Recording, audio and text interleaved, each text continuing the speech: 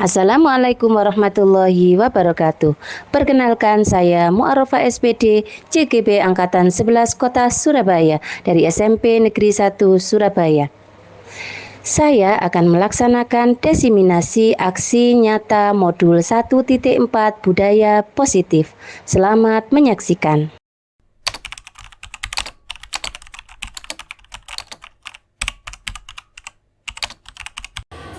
Assalamualaikum warahmatullahi wabarakatuh. Yang terhormat Kepala Sekolah SMP Negeri 1 Surabaya, Ibu Eko Widayani MPD.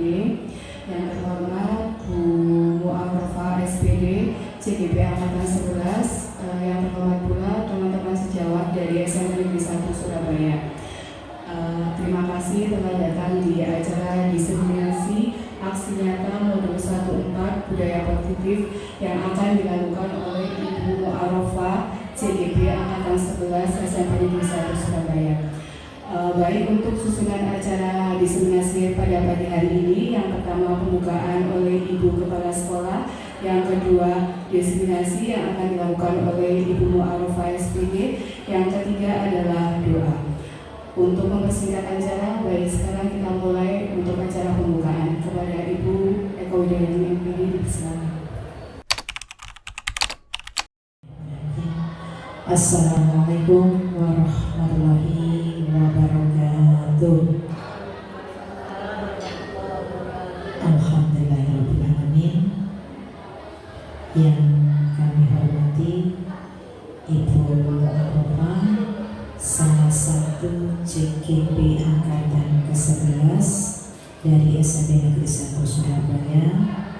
Yang kami hormati Bapak Ibu Guru teman sejawat yang sudah meluangkan waktu di ruang multimedia SMP Negeri 1 Surabaya dalam rangka untuk mengikuti acara diseminasi budaya positif yang akan disampaikan oleh Bu Mu'arrafah SPD selaku CGB Angkatan 11 dari SMP Negeri 1 Surabaya.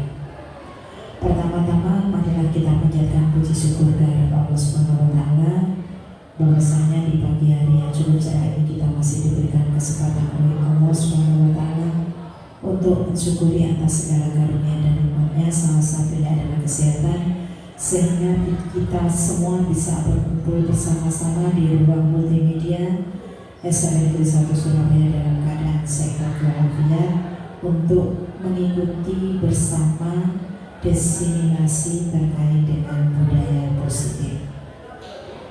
Yang kedua, tak lupa salam sholawat selalu kita limpahkan pada baginda Rasul junjungan Nabi besar Imam Muhammad SAW beserta kerabat dan keluarganya yang telah menuntun kita semuanya dari zaman jahiliyah menuju zaman terakhir. Telah salam pun swastiastu namo buddhaya salam kebajikan. Bapak Ibu Guru teman sejawat yang hebat dan luar biasa, hari ini merupakan hari keberuntungan untuk kita semuanya. Kita masih diberikan kesempatan oleh Allah Subhanahu wa taala untuk mensyukuri salah satu dari kegiatan yang akan disampaikan oleh Ibu Mu'arrafah selaku CGB dari SMP Negeri 1 Surabaya terkait dengan budaya positif. Mudah-mudahan apa yang akan dilakukan, apa yang akan dilaksanakan selama proses calon guru penggerak angkatan ke-11 oleh Ibu Mu'arrafah dari SMP Negeri 1 Surabaya ini diberikan kemudahan, kelancaran, dan insya Allah manfaat ilmunya yang barokah. Dengan proses CGB angkatan 11 oleh Ibu Mu'arrafah dari SMP Negeri 1 Surabaya ini, mudah-mudahan nanti semua ilmu yang didapatkan di calon guru penggerak ini bisa membawa dampak perubahan, menggerakkan teman-temannya untuk selalu dan selalu berubah sesuai dengan era globalisasi zaman. Apalagi sekarang eranya adalah era digital, kemudian banyak fasilitas-fasilitas dari Kemendikbudristek untuk kita semuanya sebagai seorang pendidik. program yang ada di Guru Penggerak sangat luar biasa. Oleh karena itu, mudah-mudahan apa yang ditularkan oleh Bu Mu'arrofah, ilmu apa saja terkait dengan Guru Penggerak. Karena moto Guru Penggerak itu adalah bergerak, tergerak, dan menggerakkan. Nah, luar biasa. Mudah-mudahan dengan 3 kalimat ini benar-benar bisa membuat disiplin positif, ilmu yang positif yang bisa kita terapkan, wabil khusus di rumah kita tercinta, di surga kita yang kedua, yaitu di dunia pendidikan di SMP Negeri 1 Surabaya. Dengan mengucap Bismillahirrahmanirrahim, desiminasi terkait budaya positif yang akan disampaikan oleh Bu Mu'arrofah SPD selaku calon guru penggerak angkatan ke-11 dari SMP Negeri 1 Surabaya dimulai. Kurang lebihnya, akhirul kalam wabillahi taufiq wal hidayah. Wassalamualaikum warahmatullahi wabarakatuh.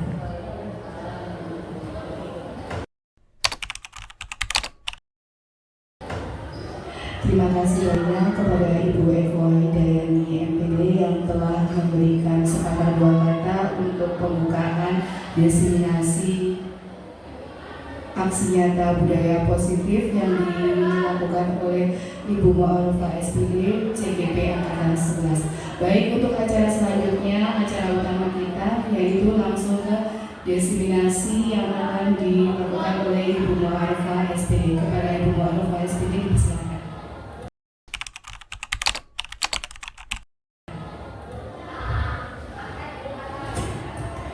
Assalamualaikum warahmatullahi wabarakatuh. Bismillahirrahmanirrahim. Alhamdulillahirabbil alamin. Wa bihi nasta'in wa ala umuri dunya waddin. Wassalatu wassalamu ala asyrafil anbiya'i wal mursalin. Yang saya hormati Ibu Eko Hidayani SPD MPD, yang saya hormati Bapak Ibu guru SMP Negeri 1 Surabaya. Yang pertama, marilah kita panjatkan puji syukur kehadirat Allah Subhanahu wa Ta'ala, pemilik keagungan dan kemuliaan, yang telah melimpahkan rahmat-Nya kepada kita hingga pada pagi hari ini kita bisa melaksanakan kegiatan dengan tiada halangan suatu apapun. Selanjutnya, salatullah wassalamu semoga tetap terhaturkan kepada beliau junjungan kita Nabi besar Muhammad sallallahu alaihi wasallam. Bapak Ibu yang saya hormati, sebelum saya memulai diseminasi ini, izinkan saya untuk berpantun untuk panjenengan semua. Jalan-jalan ke balai kota, jalan-jalan ke balai kota untuk menikmati indahnya kota Surabaya. Selamat pagi Bapak Ibu guru semua. Izinkan saya membuka diseminasi ini dengan bacaan bisik.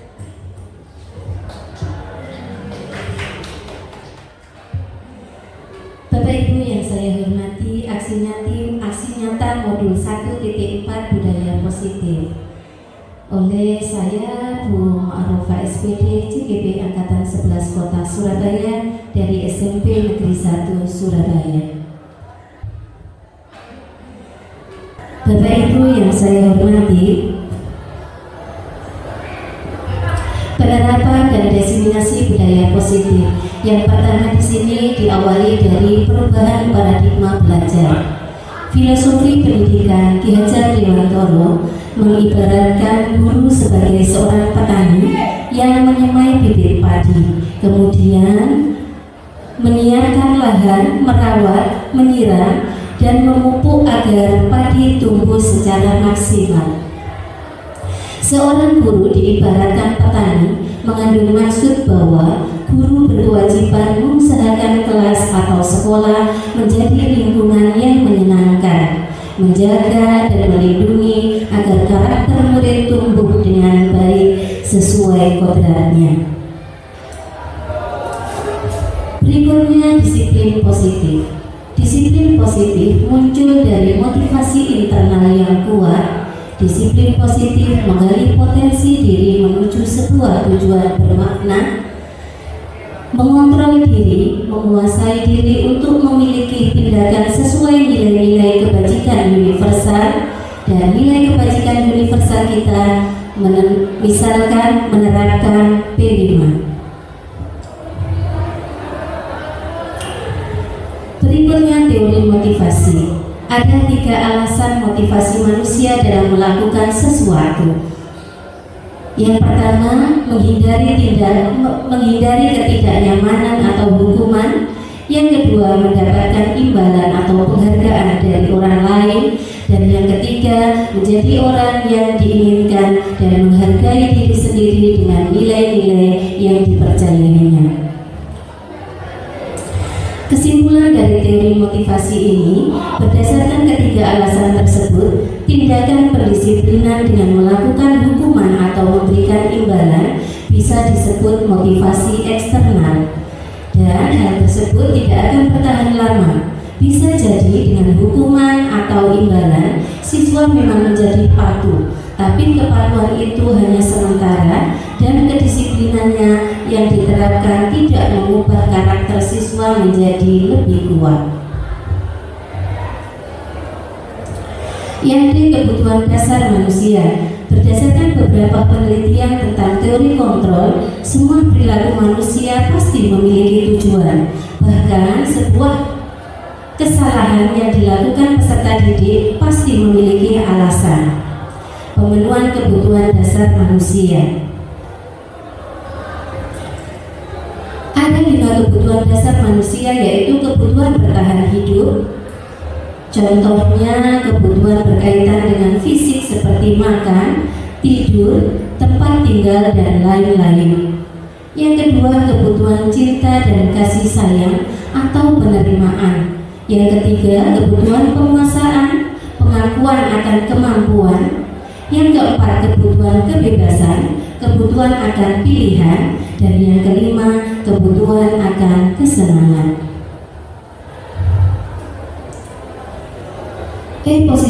Posisi kontrol restitusi. Menurut Dian Gosen, mengungkapkan bahwa guru perlu meninjau kembali penerapan disiplin di dalam ruang-ruang kelas mereka selama ini.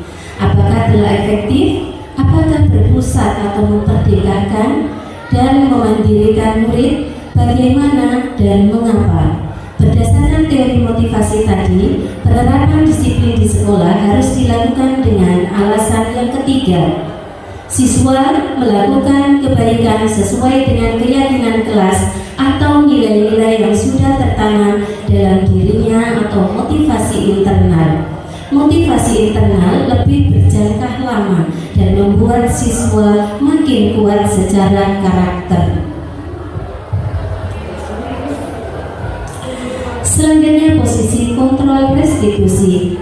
Melalui serangkaian riset dan berdasarkan pada teori kontrol William Gosen berkesimpulan ada 5 posisi kontrol yang diterapkan seorang guru atau orang tua ataupun atasan dalam melakukan kontrol. Kelima kontrol tersebut adalah: yang pertama, penghukum.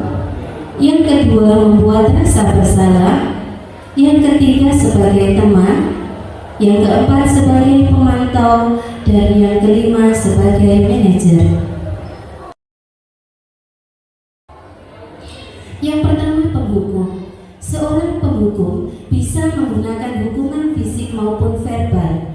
Orang-orang yang menjalankan posisi penghukum senantiasa mengatakan bahwa sekolah memerlukan sistem atau alat yang lebih menekan murid-murid lebih dalam lagi. Guru-guru yang menerapkan posisi penghukum akan berkata, "Patuhi aturan saya," atau "awas, kamu selalu saja salah, selalu, pasti selalu yang terakhir selesai." Guru seperti ini senantiasa percaya hanya ada satu cara agar pembelajaran bisa berhasil. Yang kedua, membuat rasa bersalah. Pada Pada posisi ini, biasanya guru akan berusaha lebih lembut. Pembuat rasa bersalah akan menggunakan keheningan yang membuat orang lain merasa tidak nyaman, bersalah, atau rendah diri. Kata-kata yang keluar dengan lembut akan seperti ini. Ibu sangat kecewa sekali dengan kamu. Berapa kali Bapak harus memberitahu kamu ya? Gimana coba kalau orang tua kamu tahu perbuatan begini? Di posisi ini, murid akan memiliki penilaian diri yang buruk tentang diri mereka. Murid merasa tidak berharga dan telah mengecewakan orang-orang yang disayanginya. Yang ketiga, sebagai teman, guru pada posisi ini tidak akan menyakiti murid, namun akan tetap berupaya mengontrol murid melalui persuasi. Posisi teman pada guru bisa negatif ataupun positif. Positif di sini berupa hubungan baik yang terjalin antara guru dan murid. Guru di posisi teman menggunakan hubungan baik dan humor untuk mempengaruhi seseorang. Mereka akan berkata, ayo bantulah demi Bapak ya.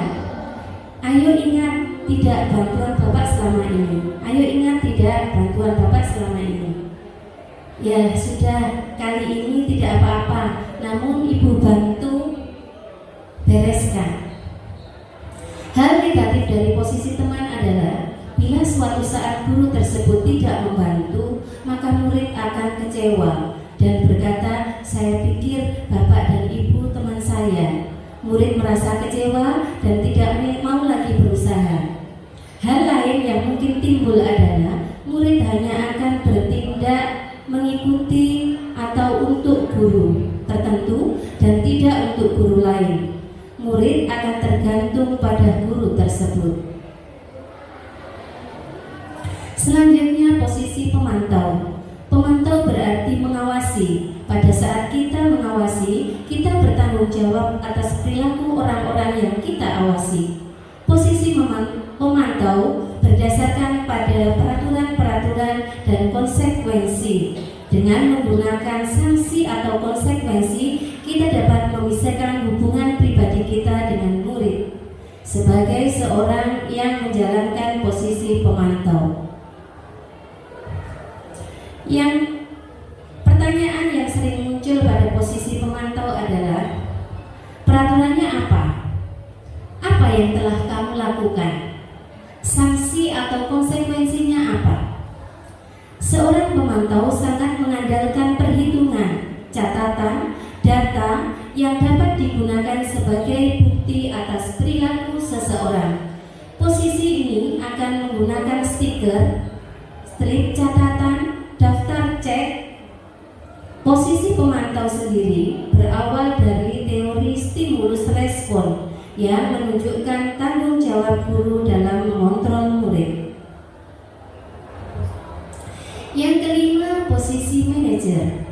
Posisi terakhir, manajer adalah posisi di mana guru berbuat sesuatu bersama dengan murid, mempersiapkan murid, mempertanggungjawabkan perilakunya, mendukung murid agar dapat menemukan solusi atas permasalahannya sendiri. Bila kita menginginkan murid-murid kita menjadi manusia yang merdeka, mandiri dan bertanggung jawab, maka kita perlu mengacu kepada restitusi yang dapat menjadikan murid kita seorang manajer bagi dirinya sendiri.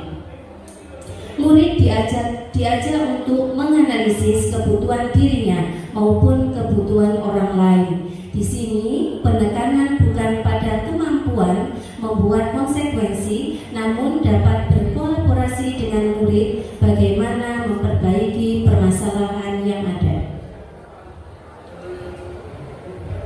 Seorang manajer akan berkata, apa yang kita yakini? Kembali ke keyakinan kelas. Apa kamu meyakininya? Apakah kamu meyakininya? Jika kamu meyakininya, apakah kamu bersedia memperbaikinya? Jika kamu memperbaiki ini, hal ini tentang dirimu. Apa rencana kamu untuk memperbaiki hal ini? Tugas seorang manajer bukan untuk mengatur perilaku seseorang. Kita membimbing murid untuk dapat mengatur dirinya. Seseorang manajer bukannya memisahkan murid dari kelompoknya, tapi membalikan murid tersebut ke kelompoknya dengan lebih baik dan kuat.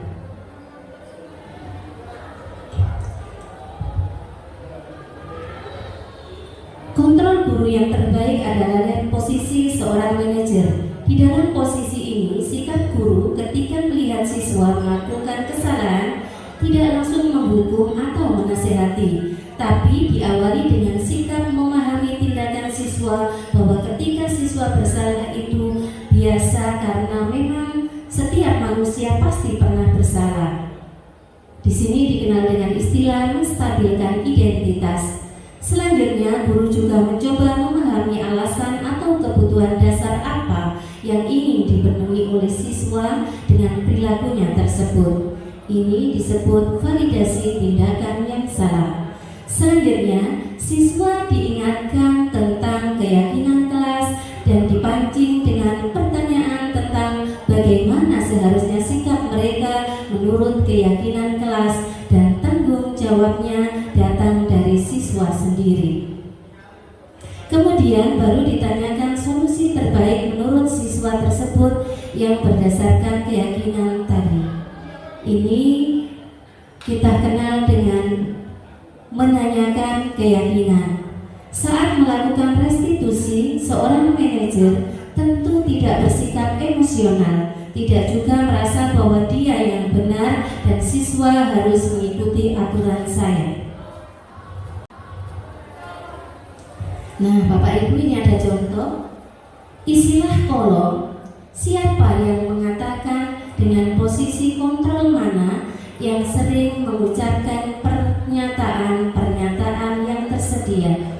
Saya kecewa sekali dengan kamu. Nah, ini kira-kira posisi apa, Bapak Ibu? Pembuat rasa bersalah, nih Pak Arna. Pembuat rasa bersalah apa benar? Iya, membuat rasa bersalah. Kita kasih tepuk tangan untuk Pak Arna. Kita tepuk salut dulu Bapak Ibu nih. Tepuk salut. Salut, salut. Salut, salut. Salut. Baik, terima kasih. Selanjutnya ada contoh yang lain.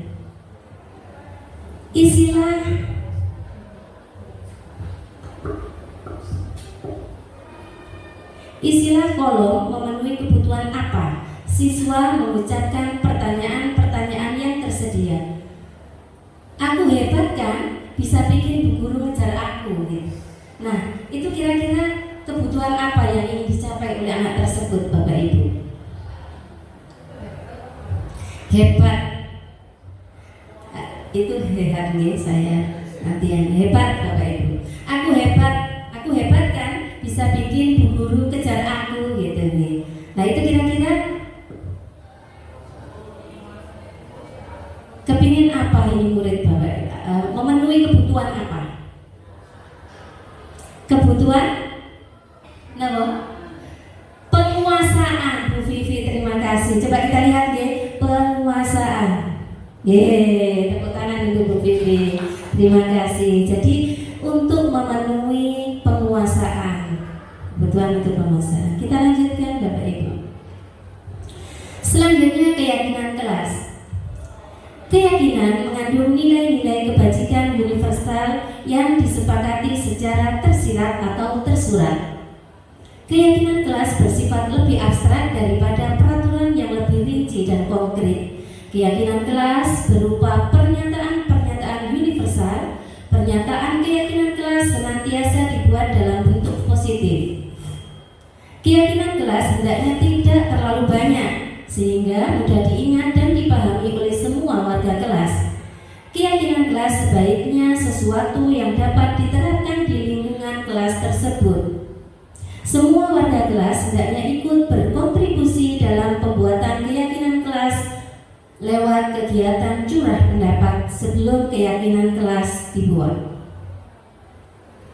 Prosedur pembuatan keyakinan sekolah atau kelas mempersiapkan warga kelas atau sekolah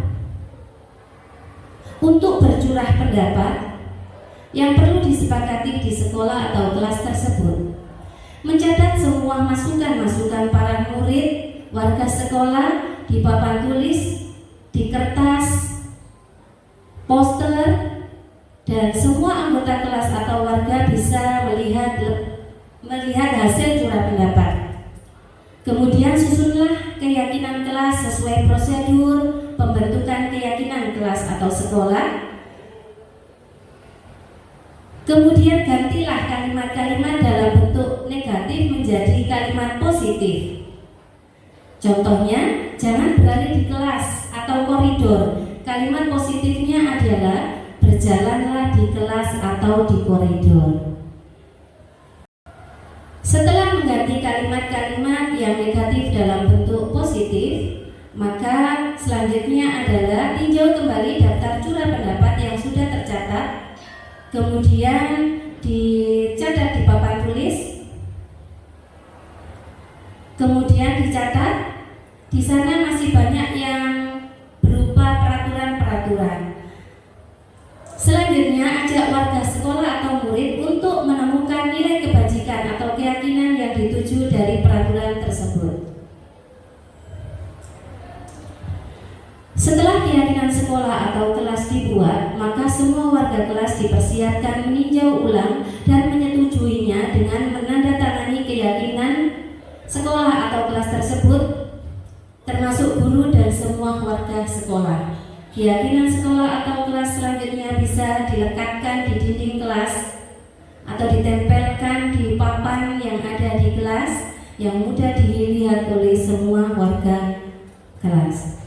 Keyakinan kelas ini harapannya, kemudian curah pendapatnya ditempel dulu Bapak Ibu, kemudian setelah itu dibikin kalimat positif dan dibuatlah kesepakatan kelas. Selanjutnya segitiga restitusi. Segitiga restitusi di sini ada 3 segitiga restitusi. Tahapan-tahapan segitiga restitusi. Yang pertama, menstabilkan identitas. Tadi sudah dibahas sedikit ya. Tindakan kita semua akan melakukan hal terbaik yang bisa kita lakukan. Yang kedua, validasi tindakan yang salah. Dengan tindakan semua perilaku memiliki alasan. Yang ketiga, menanyakan keyakinan. Dengan tindakan kita semua memiliki motivasi internal. Tahapan segitiga restitusi. Penerapan segitiga restitusi. Segitiga restitusi ini digunakan untuk menyelesaikan permasalahan siswa. Nah, ini yang berusaha saya terapkan pada siswa saya ini ketika tidak menggunakan hasduk dan sabuk. Ini Bapak Ibu. Berikutnya ini ketika bertengkar dengan teman. Ketika saya klarifikasi di sini tidak sengaja untuk melakukan, tapi kemudian itu hanya gurau. Nah, temannya yang diajak gurau tadi itu merasa kesakitan sehingga harus membalas dan terjadilah pertengkaran kecil. Demikian aksi nyata saya Bapak Ibu, semoga bermanfaat. Salam dan bahagia. Bapak Ibu.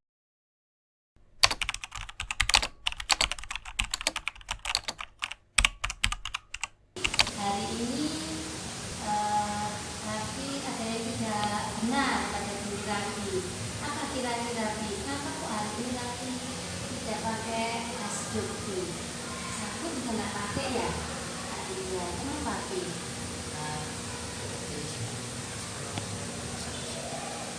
Oke, tergesa-gesa ya Bu ya. Apa Raffi tahu yang tidak benar pada Raffi hari ini? Tahu ya? Oke, tidak pakai hasduk dan sabu. Apa Raffi tahu bagaimana cara memperbaikinya sih?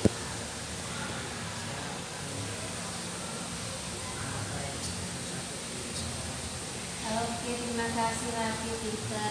Nah, apakah Raffi juga tahu bahwa kita mempunyai keyakinan kelas nih?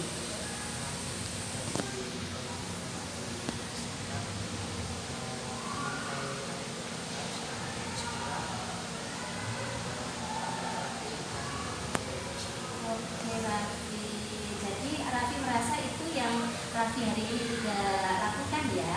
Baik.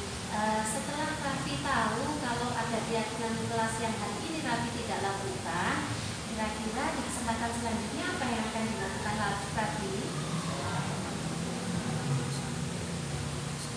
Oke, itu ya Fi ya, itu kalau di hari Jumat. Kalau di hari selanjutnya berarti topi, dasi, dan atribut lain ya Fi. Oke baik Raffi, terima kasih untuk hari ini Raffi sudah tahu bahwa ada kesepakatan kelas yang tidak dilaksanakan. Oke Raffi, selamat doa dulu penampilan Raffi yang Raffi di kesempatan selanjutnya. Berdasarkan laporan dari ketua kelas, Raffi berkenaan dengan apa betul Raffi? Kenapa betul? Oke, itu ya dia.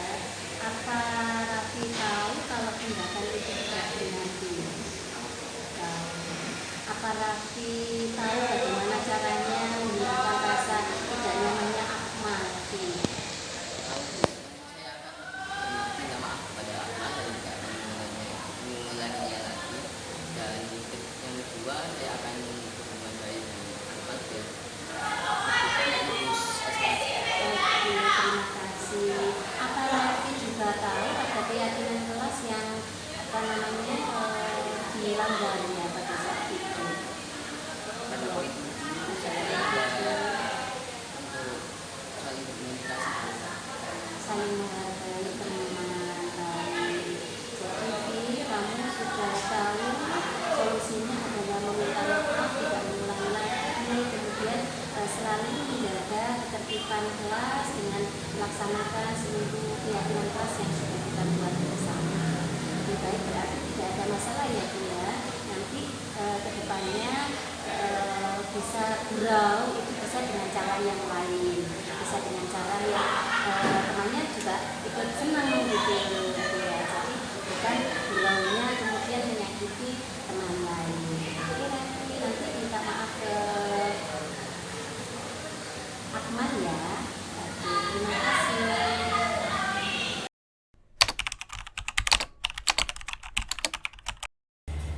Kita tutup dengan bernyanyi bersama ya. Saya akan coba nyanyi, kita nyanyi apa Bapak Ibu? Biasanya kita ketika kecil itu tepuk tangan ya. Gimana kalau kau suka hati tepuk tangan gitu ya? Oke. Jadi nanti saya Bapak Ibu mengikuti saya. Ini kita ubah untuk tepuknya ini. Kalau kau suka hati tepuk tangan, kalau kau suka hati tepuk dada, kalau kau suka hati mari tepuk paha, kalau kau suka hati injek bumi, kalau kau suka hati tepuk semuanya. Oke, kita ulang Bapak Ibu. Kalau kau suka hati tepuk tangan, kalau kau suka hati tepuk dada, kalau kau suka hati mari tepuk paha, kalau kau suka hati injek bumi, kalau kau suka hati tepuk semuanya. Terima kasih Bapak Ibu. Baik, saya akan menutupnya dengan pantun Bapak Ibu juga ya. Surabaya Kota Pahlawan, 10 November Hari Pahlawan. Terima kasih Bapak Ibu guru saya haturkan, salam dan bahagia saya persembahkan. Terima kasih, saya akhiri. Wassalamualaikum warahmatullahi wabarakatuh.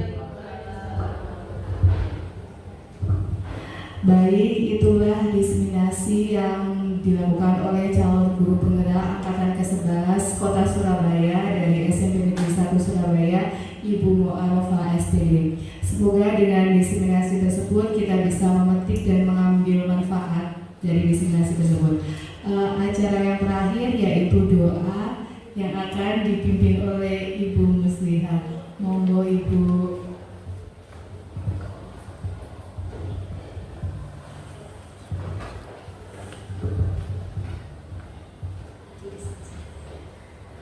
Bismillahirrahmanirrahim.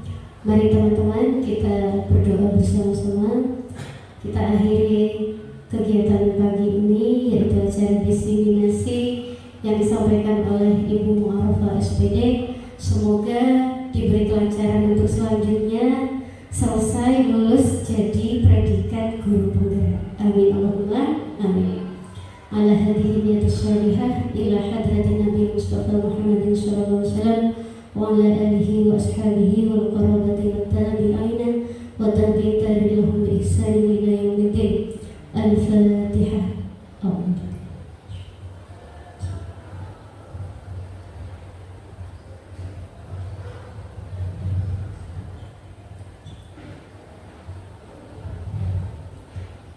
Alhamdulillah, terima kasih Bapak Ibu. Al-Fatihahnya semoga diberi kelancaran sampai lulus. Amin. Assalamualaikum warahmatullahi wabarakatuh.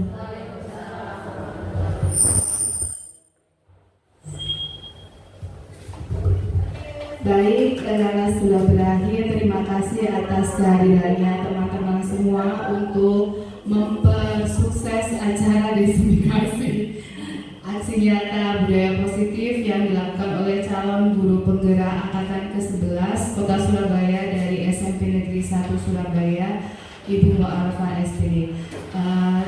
Atas nama pembawa acara saya, mohon maaf yang sebesar-besarnya apabila ada kata-kata yang salah. Demikian, wassalamualaikum warahmatullahi wabarakatuh. Waalaikumsalam warahmatullahi wabarakatuh.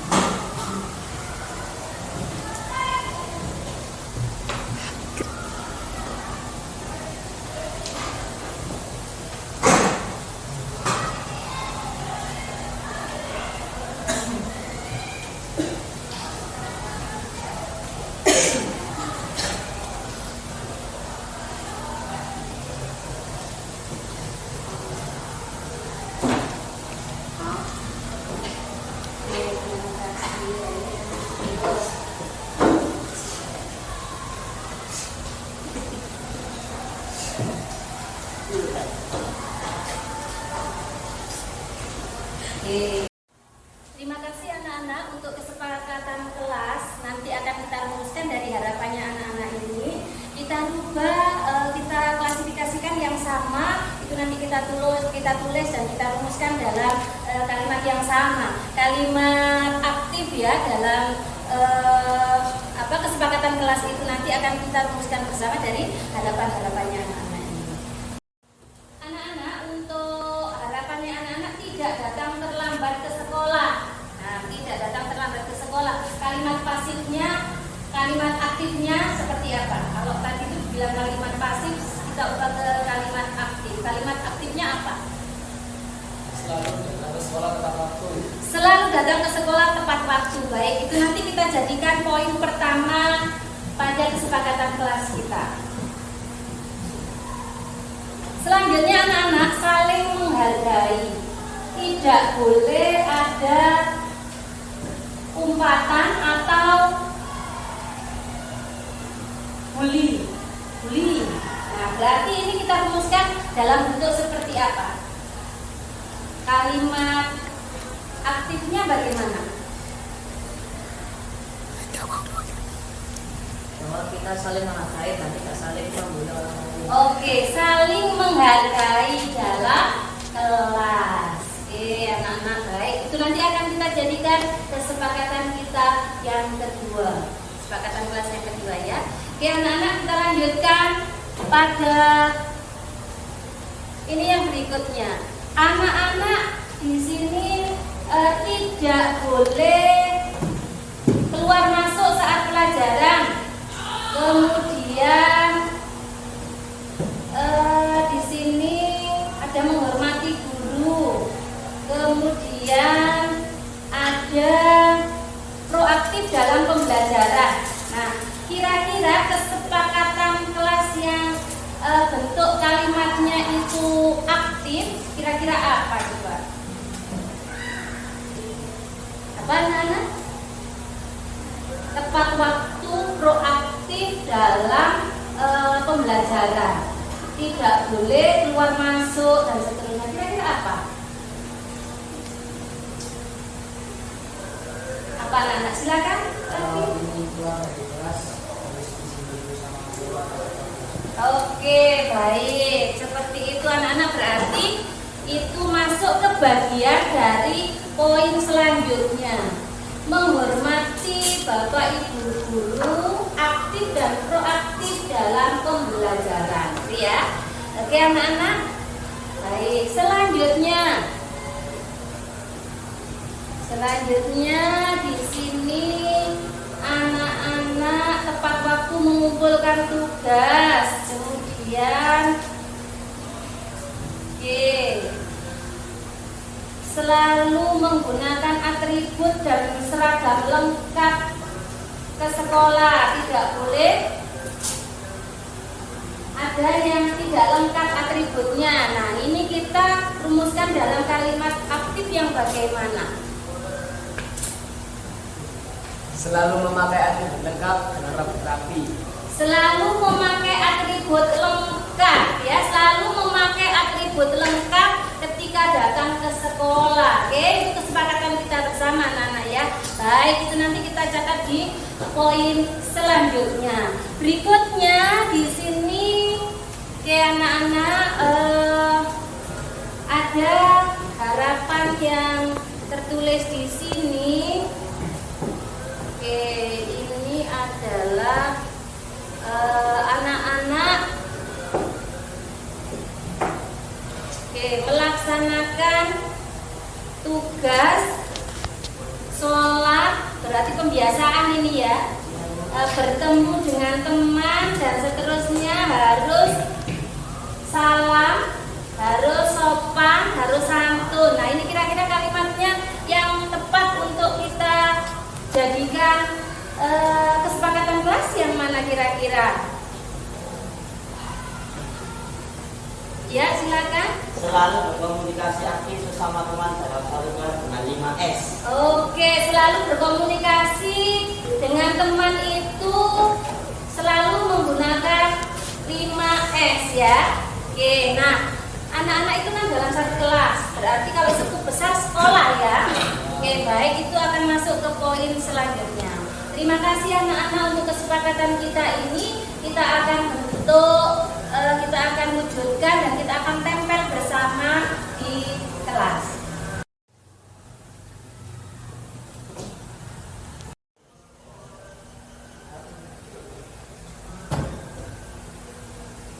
Oke anak-anak, terima kasih banyak untuk hari ini.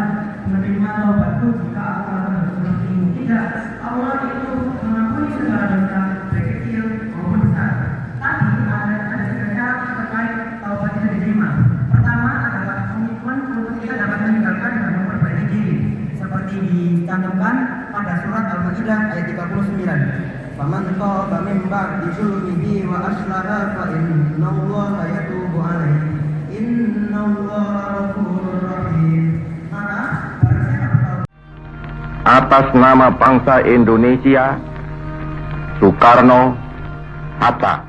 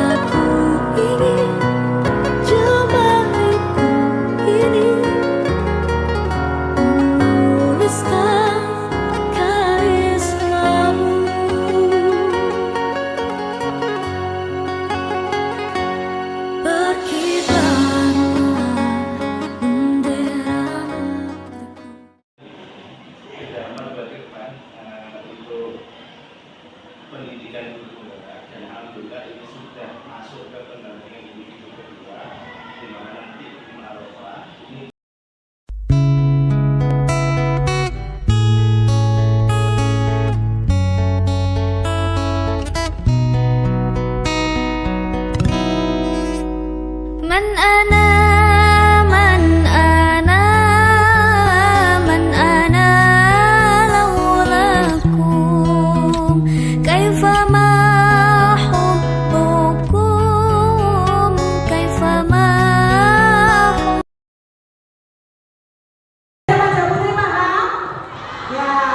berapa satu minggu minumnya?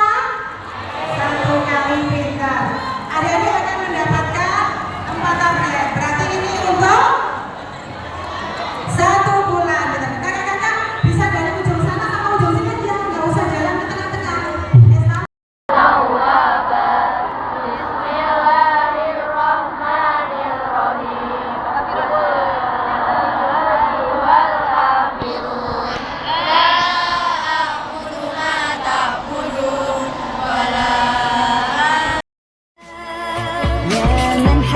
حياتنا بالإيمان يا من بجمالك علمت الإحسان يا من نورت قلوبنا بالقرآن يا حبيبي يا شافعي يا رسول الله بأمي وأبي فديتك سيدي صلاة وسلام عليك يا نبي حبيبي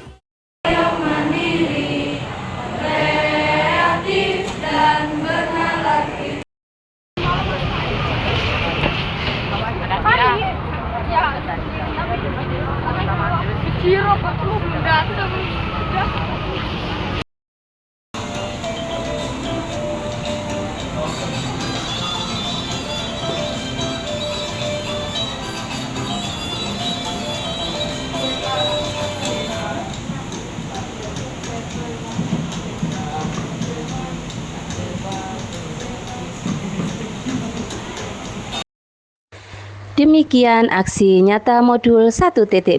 Semoga bermanfaat. Salam dan bahagia. Assalamualaikum warahmatullahi wabarakatuh.